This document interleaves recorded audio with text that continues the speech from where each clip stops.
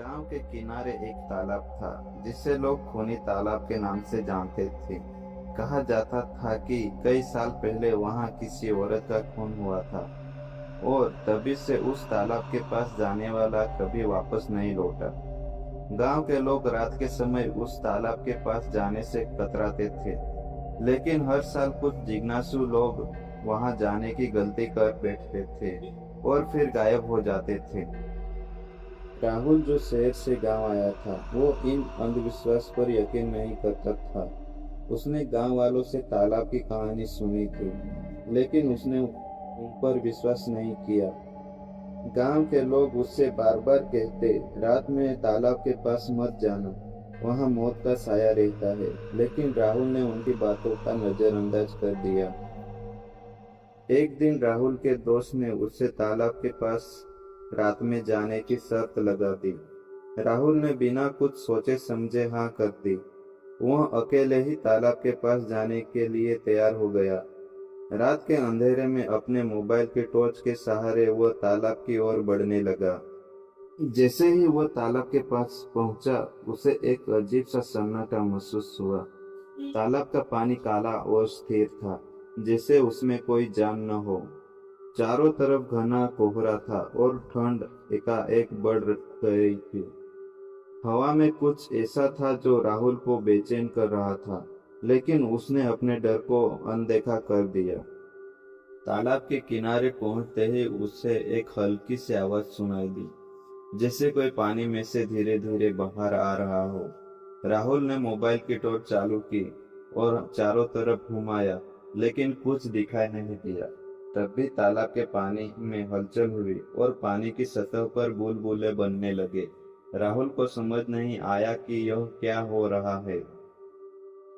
अचानक उससे तालाब के दूसरे किनारे पर एक परछाई दिखाई दी। वह आत्मा एक औरत की थी, जो सफेद साड़ी पहने हुए तालाब के किनारे खड़ी थी। उसका चेहरा अंधेरे में छिपा हुआ था और वह राहुल की तरफ पीठ करके खड़ी थी। राहुल को लगा कि शायद यह उसकी नजरों का धोखा है, लेकिन जैसे ही उसने फिर से टॉर्च जलाकर देखा, वह औरत अब उसकी ओर मुड़ रही थी।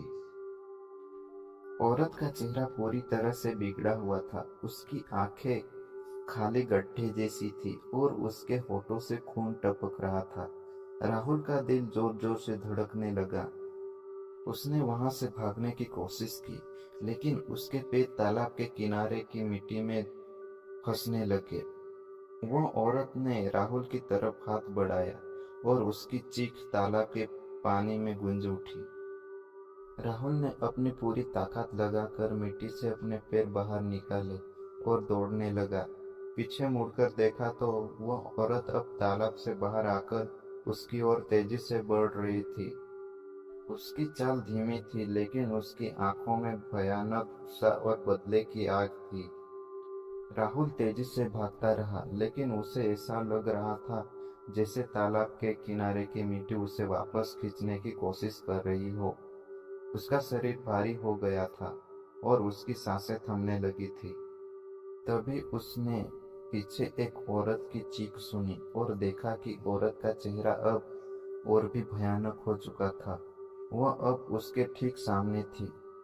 राहुल को यकीन हो गया कि अब उसकी जान नहीं बच सकती। उसने अपनी आंखें बंद कर ली, लेकिन तभी एक जोर की आवाज हुई और चारों तरफ सन्नाटा छा गया। सुबह गांव के लोग तालाब के पास पहुंचे तो वहां राहुल की कोई निशानी नहीं मिली।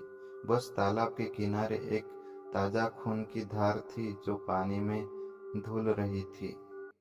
गांव वालों ने फिर से तालाब के पास जाने की पाबंदी लगा दी, क्योंकि वे जानते थे कि खूनी तालाब ने फिर से अपना शिकार कर लिया था और अब तक कोई नहीं जान पाया कि उस तालाब में छिपा वह खौफनाक राज क्या था।